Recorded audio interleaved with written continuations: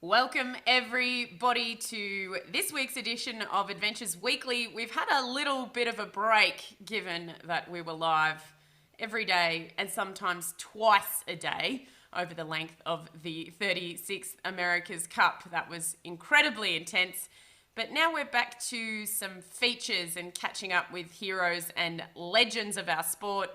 And today I thought we might pick the brains of somebody who's known around the world as not only a fantastic offshore sailor winning the Volvo over Ocean race in 2005-6. He's had multiple world records, transatlantic records. He's known for his navigation, and he's now also a very keen supporter of our sport. He's been on the offshore committee for world sailing for a number of years in various capacities and has given back not only in that way, but also in improving the visibility of our sport, in making it actually accessible on broadcast as well. So the America's Cup in 2013 is something that comes to mind, but that's not the only sport that he's involved with. It's none other than Stan Honey. Lovely to have you with us, and I know that you really hate it when people give you a massive line of cred, so I'm sorry for that, but you are definitely a legend, so thank you for joining us. In Australia, it is this morning, but for you, it's afternoon, I believe. Yeah, it's three in the afternoon. Great to see you, Nick. Yeah, great to have you here. And as I said, I'm sorry to rattle off all of those creds, but you've been at the top level of our sport for some time. And before we kick off, what I'm actually going to do is say thank you from one of my avid followers. He said to say thank you. 30 years ago, he was actually using your navigation system and it got him out of a bit of trouble. So I'm going to kick off the show with that just to clear the air. So a lot of people don't know that you were involved in some of the early navigation systems, which then sort of fed into things like the TomTom and whatnot, so with ETAC. So do you want to tell me a little bit about that? Wow, that's going way back. I It actually, oddly, it started with sailing, but I was working as an engineer at SRI doing radar and finding submarines and things. Nolan Bushnell, the guy that invented the video game, asked me to navigate his boat and wanted to win, be first to finish in the Transpac. So that's how I met Nolan, and we did. We were first to finish in the Transpac. That was in '83, and then Nolan was, a technologist and interested in technology, and asked me to the extent I could talk about it, that kind of stuff we were working on at SRI, and he wanted to do a consumer product, and so I suggested that we do a vehicle navigation system. This was before GPS. So it had to navigate in a way that sailors would find familiar, but it had a compass and wheel sensors, and it would measure the direction and turning of the car, and then it would dead reckon. So it would take a known start position and figure out where you must be, but then it would cross correlate or compare the path you've driven with the available paths on the map database and figure out where you must be given that you drove in a certain pattern. And so then we started ETAC, and that was in when did we start? That was in, I think, 80, that would have been in '83. Started ETAC, and ETAC was the leading vendor of navigation technology and digital map data, and we licensed everybody, all the automakers, Robert Bosch, Clarion, and then ETAC is now part of TomTom. Yeah, which is a pretty incredible feat. No wonder you're known for your navigational skills, or maybe that's just the way that your brain works. I'm not quite sure, but I was saying to you just now, just before we went live, the first time that I actually met you was around Comanche, so that's more what I've known you as in recent history. But there's so many things that you have done in your career, and now I'm going to play something else that will embarrass you.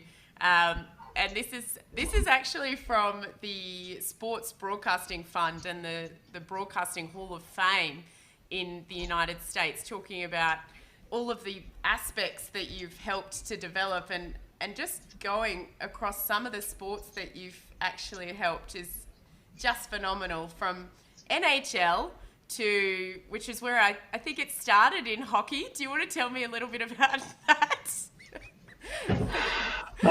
Well, I sold ETAC to News Corporation, Rupert Murdoch. And Yeah. then I ran ETAC for a while within News Corp, but Rupert eventually asked me to be VP Technology for News Corp. That was a job that drove me crazy because it was all meetings. And so I created a news technology group to actually build stuff because that's what I like doing.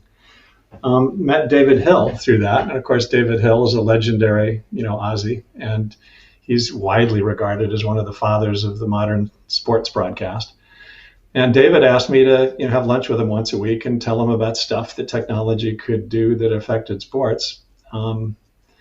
And I told David at one of these lunches that we could, track and highlight, the hockey puck and live uh, hockey games. And David Yeah. told me that, well, and then I told David that he couldn't afford it. This is really difficult technology that, sort of SRI category. And David told me that I probably didn't understand the economics of sports. And so David asked for a quote, and I took a week and told him what it would cost. And I think 10 minutes later, I got a phone call from Rupert Murdoch saying, drop everything, do that. And 2 years later, we introduced it at the All-Star game. That was, when was that? That would have been in '96. We introduced it at the All-Star game. But yeah, that was the first system when we put a trail behind the puck and we put a highlight over the puck. And the hockey fans hated it because there's this, really deep culture of hockey that if you're a real hockey fan, you don't need to, You can see where it any is. tools like that. Yeah. You can see where it is or you can feel where it is. But nevertheless, it did improve the ratings of hockey because non-hockey fans could also watch. Yeah. So it was a success in that respect. And then that was the first live augmented reality system. And of course, we didn't invent that term, and that term wasn't actually coined until many years later. But that in fact was the first augmented reality system where you take, real video of the real world and you augment it with an overlay that's correctly positioned, associated with the stuff in the real world to show people something that's hard to see. And in that case, it was the puck. Yeah, that was the puck, which also then moved on to football and, of course, sailing, which can be hard for people to understand if they're not experts. So not surprising that it led you there. But let's have a little bit of a look at this video, which you're going to hate, but the viewers are going to love. Let's have a look at it. When you say the name Stan Honey, you think of integrity, you think of quality, and he's really smart, too. Stan Honey is usually the brightest guy in the room, but with the smallest ego. Go figure that. There is no one better at trying to invent new technologies than Stan Honey. Nicest guy you want to meet. When you say the name Stan Honey, the word that comes to mind, real simple, genius. Genius? No doubt. But he's also one of the most fascinating people you'll ever know, and just flat out a great guy. When I grow up, I really want to be Stan. Stan is a certifiable genius. With the glow puck, we revolutionized the game of hockey. This got us thinking, why couldn't we apply this breakthrough technology to other sports? We tried glow arm wrestling, the glow dog show, and perhaps our greatest success, competitive glow chess. As an inventor, I see the impossible, and then I tell the impossible, I can't see you. I think we'll leave it. I think we'll leave it there. Oh, fortunately, I couldn't hear that, but Oh, so I that's think you good. took it easy on me. It was basically telling us what a genius you are. So I'm very thankful that we have such a genius on our show, which is quite exciting. And somebody said, don't forget NASCAR as well, which is another one of the sports that you've been quite heavily involved with as well. So I think that your experience in sport was very understated to me when I met you. And now that I've researched you, I'm like, oh no, this guy knows exactly what he's doing, basically. So I went back through a few of my archives I was telling you just before we started, and I was not going to show any of those interviews because you and I are both exhausted, usually at the end of an offshore race, either in Hobart or when you actually broke the transatlantic record with Comanche, which was an amazing feat. And I think I was reading that you planned something like 1,800 scenarios or navigational routes. Is that correct for that crossing? Yeah, it was actually 8,600. 86. But basically what I did, I mean, I was interested to see if we could do something that nobody had ever done, which is to find a low pressure and stay in front of it the whole way. And the question was, can a monohull stay in front of a moving, low that's embedded in the westerlies? And so to find out, I routed Comanche across the Atlantic, every 6 hours from, I think it was like from May through November for the last, 16 years. And turned out that it is possible, but it's really rare. It's only like twice per year did you get a pattern that was just right. But we knew what it looked like and we found one and it worked. And I think we took a day off the transatlantic record. Took a whole day off the record. Also broke the 24-hour monohull record at the same time. It was pretty amazing feat, actually. And then me, being the crazy person that I am, I was the only person on the dock waiting for you at 4 a.m, like the Comanche diehard that I was. But yeah, so that was a pretty incredible moment. And I think that boat did some fantastic things as well. And now we're seeing other records being broken, of course, by foiling boats. We've seen the technology come quite a long way since 2015, 16, I think that was. So it's no doubt only a matter of time until that record will be beaten. But it stood for 30, 40 years prior to that. Something like that. Yeah, I think as soon as there's a offshore foiler, and you could do it as easily as taking one of the current 60s and putting a T rudder on it. But as soon as somebody does that, all of Comanche's records are there for the taking because all of Comanche's records are in flat water. Yeah. And so the foilers will just go to town. So I think we're going to see a lot of work at the WSSRC, the Speed Record Council, in the next few years, as soon as somebody puts a T rudder on a 60. Or makes an offshore version of one of those AC-75s. Yeah, absolutely. And then speaking of councils, the other reason why I have you on here today is to talk about something very different to Comanche. It's to talk about the offshore doubles. And I know a lot of us have seen I've seen it in my Facebook feed continually for the past few months. But a lot of us have seen so much that has been happening across multiple channels, and there's so many stories out there about what is and what isn't happening. So to start off with, I thought we'd have a little bit of a look at a video that I found with Frostad and Mikkel, an interview with him about the offshore double class and what it is, regardless of whether it's involved with the Olympics. And then if it's okay, Stan, I'm going to pick your brains so that I sort of know what's happening as much as anybody else, but I know you're pretty involved. So if that's okay with you, we'll crack into it. All right. He's not having a bit of a chat. I think that whether it becomes Olympic class or not, I mean, short-handed sailing is growing everywhere. And it started growing last year. So I think, look at Figaro, which is a fairly expensive boat, right, to buy, the new Figaro. I mean, it has record numbers. Vendée Globe has record numbers. A lot of the short-handed events now, even now, Sydney Hobart has now a double-handed class, right? And it was a very big number entering until they announced that they didn't want the double-handed to win Hobart, which was a bit of an interesting discussion because of autopilot. So now some of the boats pulled out. But I think I think this is not. We have to turn the dial. This is not about saving double-handed offshore. Double-handed offshore doesn't need world sailing. Double-handed offshore will continue. It's driven by other people than world sailing today, completely. It's driven by a lot of French people. It's driven by sponsors. There's a huge, there is more, I would say there's more full-time sailors. I would take my mouth a little bit full here. Full-time sailors in double-handed and single-handed sailing than there is almost in the Olympic Games. Full-time. There's a lot of people who make a living from this today. Hundreds, right? And so don't underestimate that this is the force that world sailing is not even close to. And they need to see that opportunity for them to grab it. and not.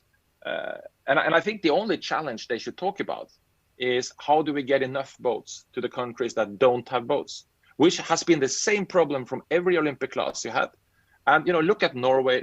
We take an example. We know Norway fairly well, right? Norway does not participate in all the Olympic classes because we don't even have enough sailors for that.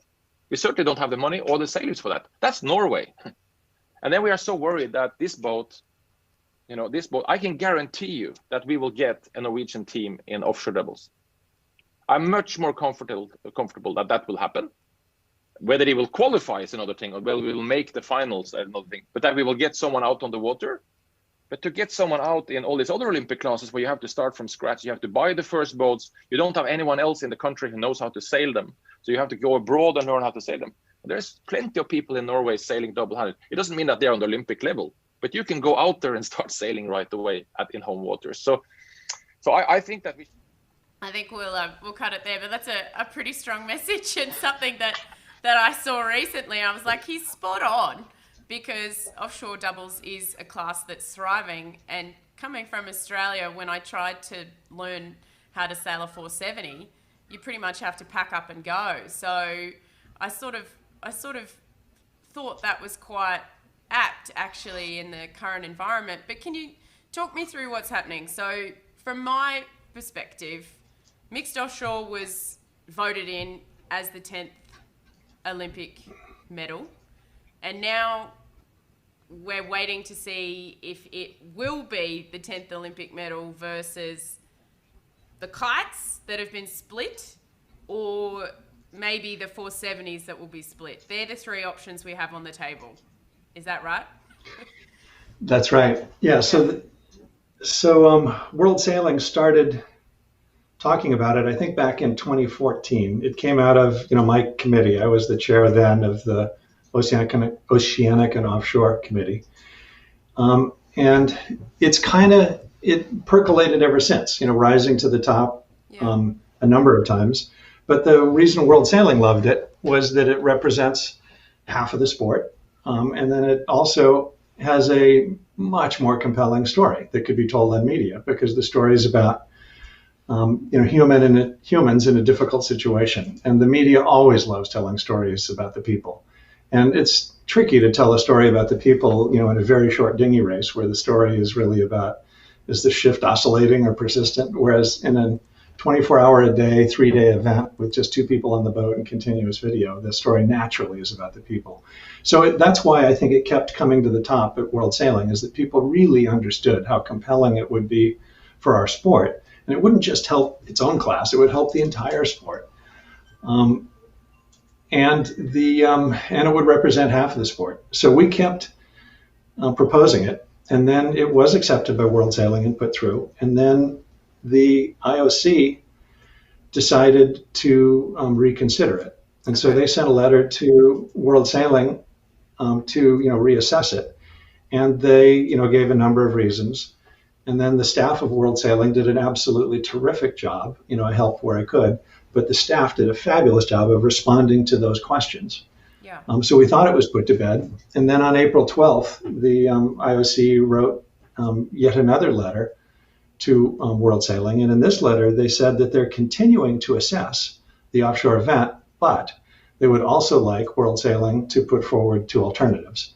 Okay. And then they gave a very tightly written list of 6 criteria that the 2 alternatives had to meet.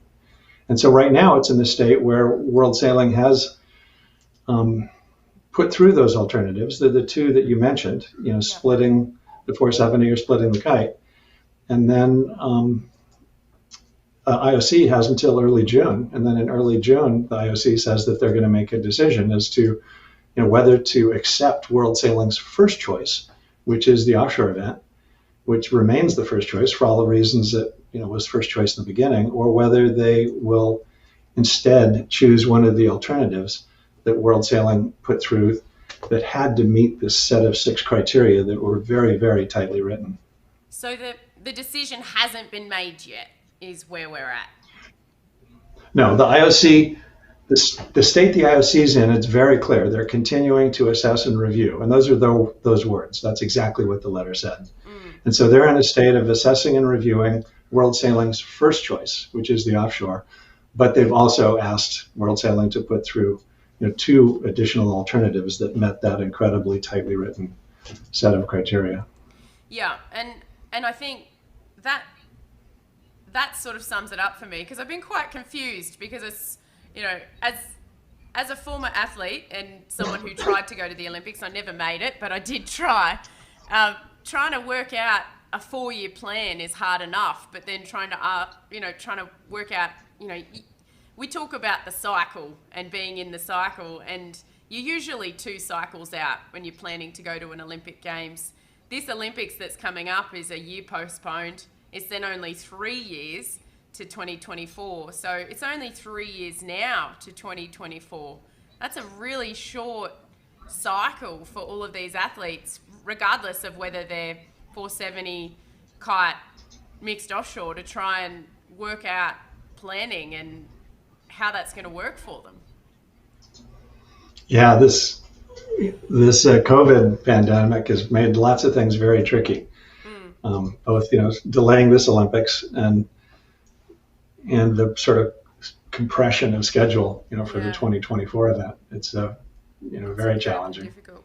So when I heard about mixed offshore, I have to say, Stan, I was tentative.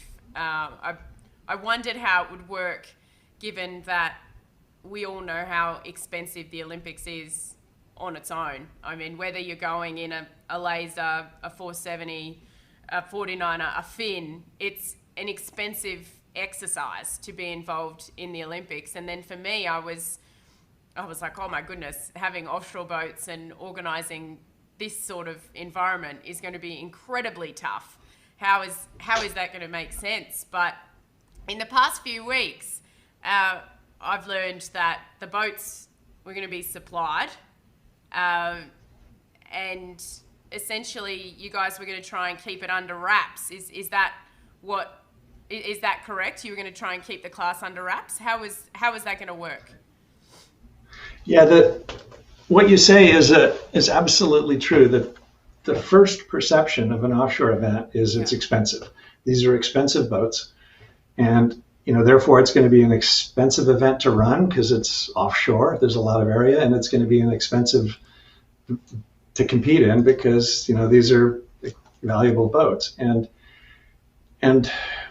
I think it's a really good set of questions because, in fact, many emerging athletes in emerging countries, think it's the cheapest event for them. Yeah. And then due to some, and once the IOC, understands exactly how the event will be held in terms of the field of play, I think they realize it's also a very affordable event. With just a single start and a single finish and, completely held within the coverage of the cell networks and all the rest. But with respect to the equipment, I mean, that's the other thing that just looks expensive is, hey, these are sailboats. But you're right. There's manufacturers, and there's several that have proposed to supply the fleet for the Olympics at no charge. And, folks have observed that that's not a big surprise because that fleet of Olympic boats will probably be worth more after the Olympics than it was going in because of the prestige associated with those boats. And then any boat that meets this criteria for an offshore boat has a long lifetime. I mean, my wife and I were racing a boat that's, 40 years old. But these, I'm not saying that this class will last that long, but nevertheless, these boats are strong little boats. They meet, OSR category 2 or 3, and it's not like a NACRO where you kind of use it up, during a cycle. Yeah. These are boats that go on and are able to sail in, various races around the world. So I think it is true that while, the manufacturer will have to invest in a fleet, that fleet will be worth more afterwards because of the, the paint jobs and the prestige and the fact that the world's best sailors have made sure that they're in great shape for the race. The other interesting thing, though, is the practice part of it and the training. And the interesting thing is that boats that meet this criteria that, could in principle be used for the Olympic event, it's a very conventional, kind of 6 to 11 meter fixed keel sloop, with an A sail. So a very conventional boat. These that won't have, swing keels. It won't have foiling, And there's nice boats in this size range that perform well. They all tend to look very similar to one another because they're, kind of conventional boats. And so the reason the emerging sailors from the small countries like this is that, even the smallest countries, if they have a marina, if they have a coastline, and if they go down to the marina and look, they find boats that fit this criteria. And the interesting thing about the owners that own these boats is if, at least in my experience talking to young sailors, that if a young sailor says, hey, I'd love to train for the Olympics in your boat, can I use your boat in exchange? I'll crew for you, on the weekend regattas, and the owner does backflips, because how often does an owner have an opportunity to have training Olympians, crewing for them? And so the sailors have found that it's easy to find these boats to train in. And another property of the event that, we've just communicated to the IOC and was the source of some misunderstanding is the event will be held, if the IOC accepts it, the event would get held, in the summertime on the Mediterranean coast of France. And so the event needs to be held relatively close to shore, because if you're close to shore, you get that fascinating sort of wind regime of, the morning building thermals, the afternoon synoptic breezes, the nighttime drainage breezes, the transitions between them.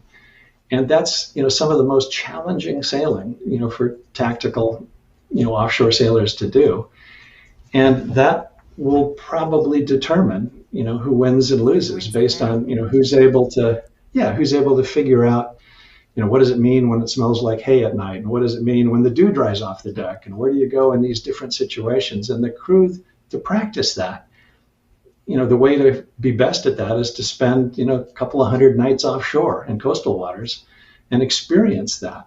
And that's the way to train. And the details of the boat, don't matter, for that. So I think the cool thing about the event is that, young sailors find it very approachable because they can borrow boats to train for it. The well-funded teams don't have a big advantage because they're going to end up using boats of opportunity because they don't know what the final boat will be raced in. Yeah. The boats that are used for qualifying and for the Olympic Games themselves will be equalized and supplied.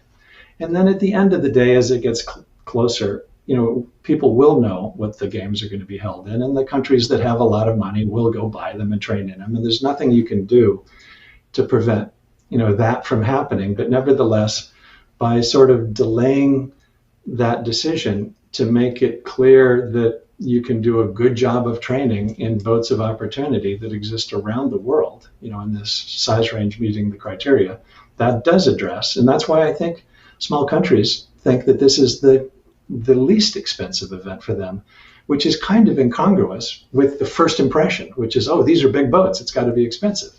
And so it's an interesting. It was my first impression. Sorry, I didn't mean to interrupt you there, but that honestly was my first impression too. I was like, oh my goodness, it's probably going to be expensive. And I think holding back the release of the boats obviously will help with leveling the playing field, so to speak, because we saw with women's match racing that, Australia, I was involved with that squad. We went and bought 4, I think. And apparently Spain bought 10 Elliots, and they ended up winning the gold and we won the silver. So I didn't personally. The squad that I was involved with went on Olivia Price, Nina, and Lucinda won the silver. But that's what happens with an early release. So I guess that's where there's a little bit of fear with having a keel boat. Is that correct? Yeah, and there isn't uniform agreement that this is the right approach. I think there's uniform understanding of the problem, that we don't want to fall down the mine shaft that, women's match racing fell down, where the boat was announced early, the countries that could afford it bought fleets. The small countries decided it was a fool's errand because they're not going to have a fleet. And then the event got voted out, at the AGM. It actually got voted out before it was held the first time. Yeah. In spite of the fact that it was, incredibly successful in terms of being an interesting event. So we're trying to avoid falling down that mine shaft, by having the criteria for the boat be, a conventional boat. So there's lots of boats that are virtually indistinguishable that could be available for training. And then by having the decision be made late enough so it reduces the advantage the wealthy countries have, but there isn't, uniform agreement on that. And there's guys like, Ian Walker from RYA, who's among the smartest people on the planet. And his advice is, hey, just get on with it. Name the boat, and quit making things so complicated. Yeah. And, I've got huge respect for Ian. And so I listen very carefully, when he makes those arguments. And for me, it's actually quite tempting because it'd be a heck of a lot easier for us to just, name the damn boat and get on with it. So. And as I said to you, for me, coming from an athlete background, I can just see this cycle compressing. So I'm getting concerned for the athletes and how they're going to prepare in such a short period. The good thing is all of the athletes are on the same boat, so to speak, pardon the pun, but they all have to deal with that same scenario. So there's nobody who's going to know before anybody else exactly what happens. But before we go any further, Stan, there's a video that I saw on the Offshore Doubles page, and it talks about the emerging nations and what you said with having access to boats. It brings up a few other things like the pure gender equality and a few other things that I'll talk to you about. But I thought we might have a little bit of a look at this, and then we'll keep talking if that's okay, if you have time. Perfect. Excellent. Let's have a look.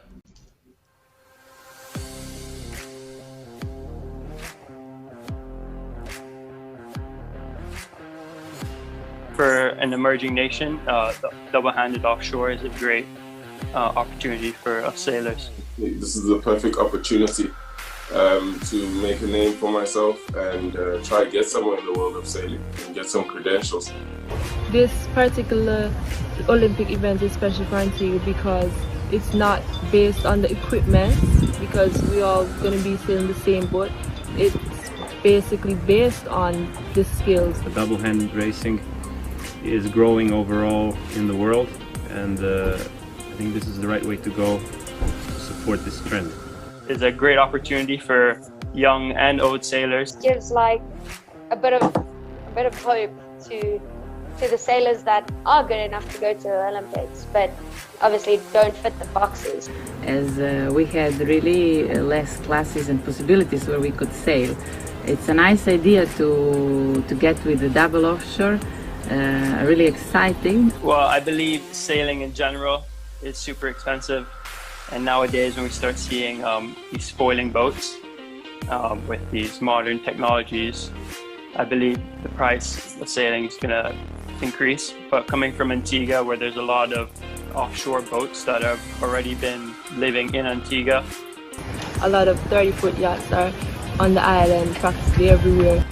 And the youth have been introduced to these boats from a very young age, whereas we haven't really been introduced to any foiling or any of those high-tech boats.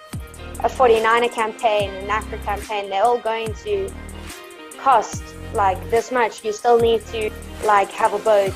Super excited because it's a big opportunity for me as a female. Sailing for females in general in Antigua has only recently started to gain popularity. Represent the country, that's just amazing. I think that could raise the flag for South Africa and sailing to show people that we can do it. Being a black person sailing with a white female. I believe the mixed offshore double will be a great way for Antigua to bring home their first Olympic medal. Like not even as a country, as the world, like we should be promoting gender equality, like we should be promoting the fact that your size shouldn't affect how far you go in the sailing scene. Race also shouldn't be a contributing factor. Obviously it still is, but we need to try and get to the point where it isn't. For females and all sorts of age, an opportunity to show that they can do it as well.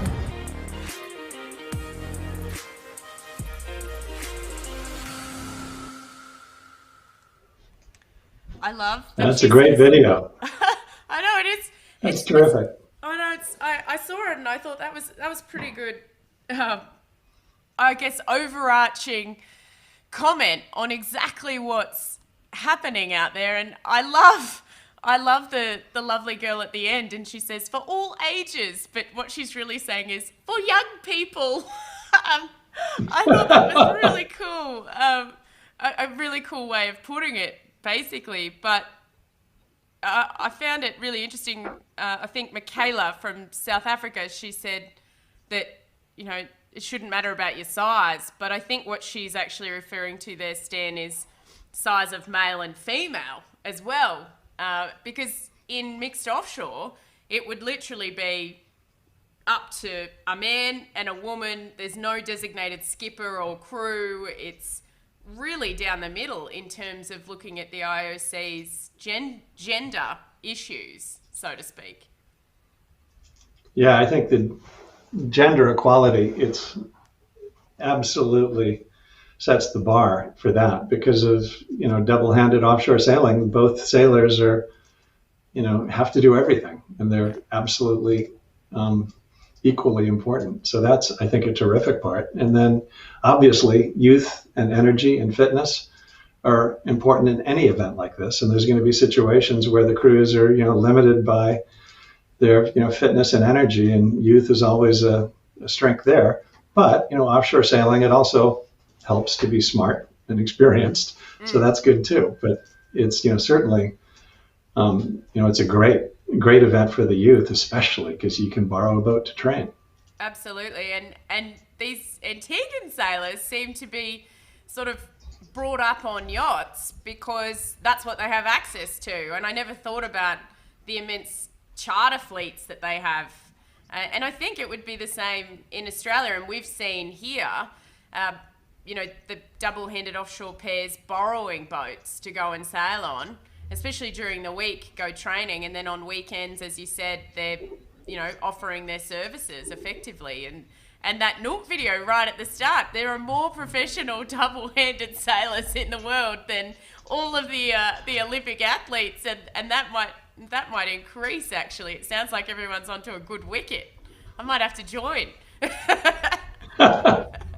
And it represents just a huge percentage of the sailing done in the world. Yeah. Some people say 50%, some people say 70%, but, you know, sailing on boats with decks is the majority of our sport. So it's great. It's great to get that kind of visibility for the event and to have something that rewards that set of skills. Absolutely. Now we've had you for a really long period, Stan, so thank you for your time today. But just to make it clear to everybody, what can we expect in the next few weeks? What are the date deadlines? What can people expect to see? Well, the IOC has a very interesting decision in front of them. They have, you know, the IOC, their practice and their policy historically has been to let the international governing bodies of sport govern their sports. And the IOC's practice and policy has been to look after the Olympics. So it's very rare for the IOC to get in and tinker with the sport at this level, the way they're doing here. And so, you know, the policy and practice of the IOC, you know, would have always been to take the sports recommendation. But nevertheless, in this case, the IOC has come up with a very, very tightly defined set of criteria and said, okay, give us two more alternatives. Now, the two alternatives that the sport submitted, one was splitting the kites and one was splitting the 470. But if you put on your IOC hat, which is a frightening thing to think about, but if you put on your IOC hat and try to think about it from their perspective, you think, okay, so if you split the 470s, you know, what does that add? Well, you already have a 470 class. And you change a mixed 470 class for a men and women's 470, but in a lot of ways, the mixed 470 class is more interesting because it's mixed.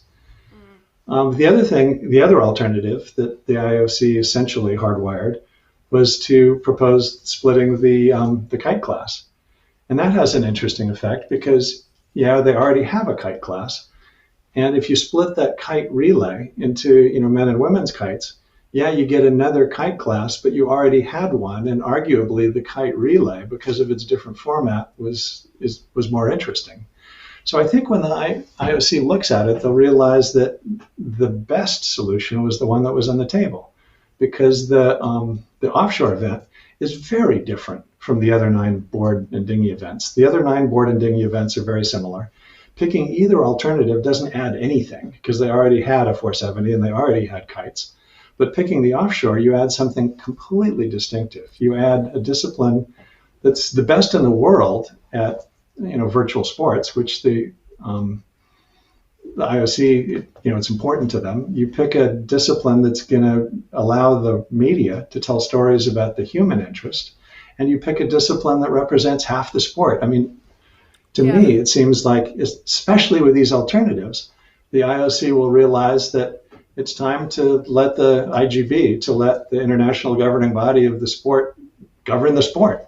And the World Sailing was right all along, and that was their first choice, and it was first choice for a reason. Yeah. So I'm hoping that the IOC does confirm that, but their decision, I think we'll hear about it in kind of the early June, like around the 9th or 10th or somewhere in that time frame. Yeah, because the concerning thing for me, and nothing against boards. I have nothing against boards. I have a paddleboard. I'm not a very good windsurfer, but I'd love to try kite surfing.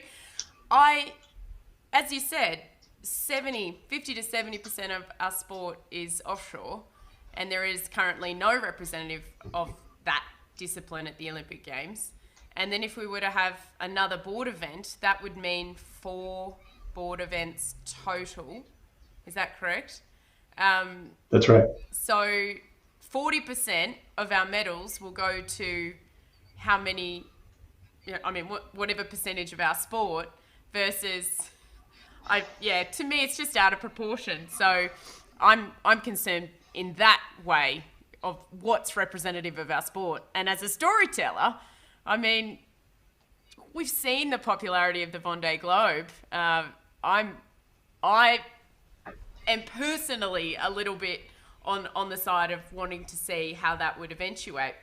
The other expensive issue that has been put on the table is that of broadcast, but of course bringing it closer to shore we've spoken about. So really you've sort of covered all those things off. So the funny thing about the field of play was the IOC had a high estimate for the cost of broadcast because of a misunderstanding. That all of the working parties and my committee, Oceanic and Offshore, all of our discussions assumed the common sense thing. Well, you're going to race along the coast. That's where you have the interesting winds. That's where, you're not going to go out into the center of the Med because then you'll drift all night. That's crazy. Yeah. So we had always assumed that you're going to be racing along the coast. And so then when the IOC, one of the IOC's responses was that, well, this is going to cost millions for the broadcast because they're going to have ship-borne helicopters, helicopters that can be refueled and serviced on a ship. There's like a warship. Yeah. And they're going to have ship-borne radio relay stations and all the rest. And we heard about that and we realized, oh my God, we screwed up. We did not communicate the fact that this race is going to be held along the shore. So we, the Oceanic Committee sent through a recommendation as part of this last mid-year meeting for staff to communicate that to the IOC, that, this has always been intended to be along the shore. Yeah. And the colleagues I have in the broadcast community, were hugely relieved. Their view was, oh, well, then we can do a much better job and it's much cheaper because it's going to be within cell phone range and it's just, it's easy and it's going to be great. So the hope is that when the IOC realizes that the cost of broadcast and the challenge for the French Navy, and the French Navy, to their credit, their response from the very beginning was, hey, we got this. What are you talking about? 18 boats floating around in the Med, we can deal with the security. Actually, we're a Navy. I reckon those Navy officers would be like, me, I'll do that job. Me. But now that the field of play is tightly defined, the French Navy, it's simpler still. But even when they thought it was a much wider field of play, the French Navy's attitude was exactly as you'd expect it to be. Hey, no problem. We'll deal with this at no cost to the French taxpayers or to the Olympics. Dare I say, Stan, that they needed a proper graphic.